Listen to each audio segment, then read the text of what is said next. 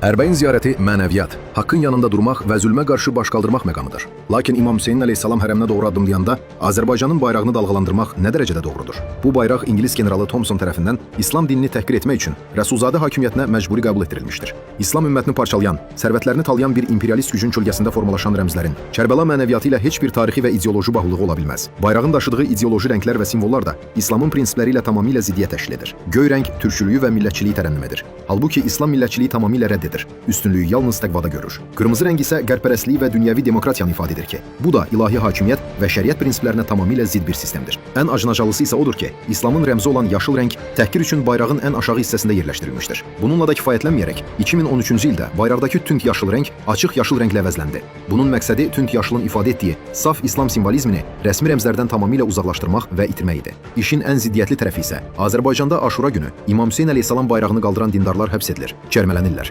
Hakimiyyət imamın bayrağını qaldırmağı cinayət hesab etdiyi bir vaxtda dindarlar hansı məntiqlə və nə üzlə Ərbəyin yürüşündə hakimiyyətin bayrağını dalğalandırırlar? İmam Hüseyin əleyhissalam bayrağını qadağan edənlərin rəmzini gətirib Kərbəlada ucaltmaq Kərbəla şəhidlərinin ideallarına qarşı hörmətsizlikdir. Ərbəyin coğrafi və milli mənsubiyyət nümayiş etdirmək yeri deyil. Ora ümumdünya məzlumlarının zülmə qarşı vahid etiraz meydanıdır. İslam rəmzlərini aşağılayan, dindarı inancına görə həbs edən bir sistemin bayrağını Kərbəlada dalğalandırmaq vətənpərvərlik deyil, öz əqidəsinə və İmam Hüseyin əleyhissalam uca məqamına qarşı hörmətsizlikdir.